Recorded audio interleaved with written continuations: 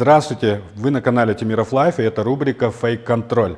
В этом выпуске мы расскажем о фабрике троллей клана Бакиева и покажем, как они работают и как они связаны с Садыром Джапаровым и Камчыбеком Ташиевым.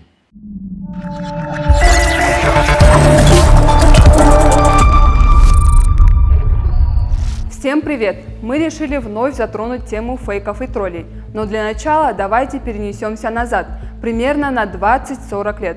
Вспомните, как мы жили в другом мире, и он был более традиционным, ну а сейчас мы с вами активные пользователи интернета. Мы просыпаемся и засыпаем в сети, мы выражаем там свою гражданскую позицию, делимся фотографиями и новостями. То есть сегодня мы приобрели так называемое цифровое гражданство и вместе с тем берем на себя ответственность следовать международным нормам поведения в сети. Всеобщая декларация прав человека о свободе слова посвящена статье 19, в которой указано, что каждый человек имеет право на свободу убеждений и их свободное выражение. Ну а когда же ограничивается свобода слова в интернете? Это когда ты пишешь оскорбительные комментарии, вступаешь в конфликты или угрожаешь другим пользователям соцсети. Такое поведение называется кибербуллингом, который влечет блокировку вашего аккаунта.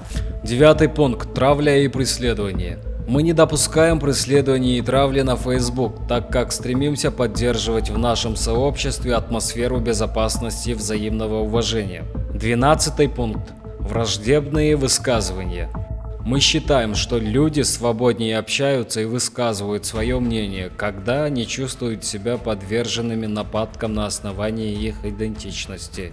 Поэтому враждебные высказывания запрещены на Facebook. Кстати, мы не просто так говорим о кибербуллинге. Зачастую это один из важных почерков так называемых фейков и троллей. Вот, например, возьмем комментарии данного поста. Я не хочу их зачитывать вслух, чтобы не травмировать вас. Заходим в пост, находим комментарий. Жалуемся, ждем реакцию.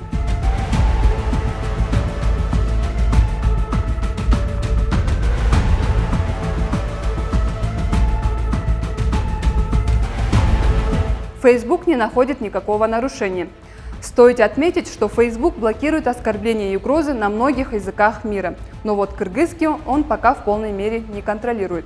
Хотя администрации Фейсбука стоило бы обратить на это внимание. Итак, почему фейки – это зло? Дело в том, что если ранее золото и другие материалы являлись ценными активами, сейчас же к ним присоединились еще и цифровые и персональные данные пользователей. А эти активы подвержены влиянию политических компаний. Другими словами, политик, у которого есть деньги, покупает себе авторитет в сети. То есть фабрику троллей, которые создают ему в интернете образ великого спасителя страны и хорошего человека. Что это за фантастические твари и как их выявить? Если вы видите комментарий, где какого-то политика защищает в агрессивной форме, угрожает его оппонентам, а на аватарке букет роз и красивая филиппинка, то да, это именно они. Давайте покажем на примере. Вот аккаунт под ником Батырбек Алиев. На странице в основном фотографии политиков. Более 1500 друзей и на аватарке мужчина азиатской внешности. На первый взгляд ничего подозрительного. Мы решили проверить его аватарку и выяснили, что это фото китайского блогера Цуй Цяньпинь.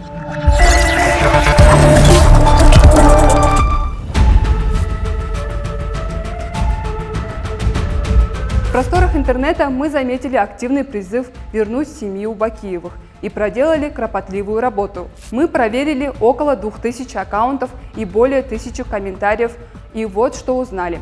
Одни и те же тролли поддерживают Бакиева, Джапарова и Ташиева. Собрав базу данных из сомнительных аккаунтов, мы начали следить за их действиями. Листая ленту публикаций фейков и троллей, мы обнаружили единый почерк. Все они твердят о том, что Бакиев самый лучший президент. К примеру, 100 публикаций из 500 были сделаны в поддержку Бакиева, а некая Айнура Белековна аж посвятила лирическую поэму Бакиеву, где все мы немного прослезились.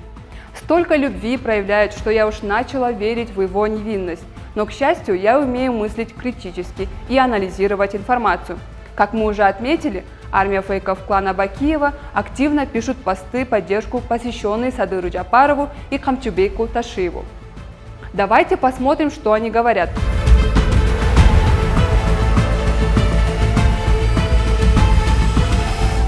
Ну а здесь посты и репосты, посвященные июньским событиям.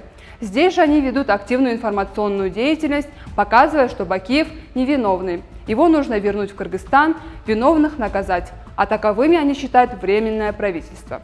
Посмотрев эти публикации и комментарии, складывается ощущение, что Бакиев основательно готовит почву для своего возвращения.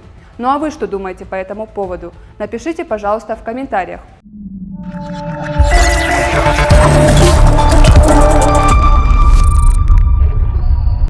Завершая этот выпуск, дорогие зрители, хочу вам напомнить, что жертвами кибербуллинга может стать практически каждый. Не поддавайтесь провокациям этих фейков, будьте бдительны и не переставайте мыслить критически.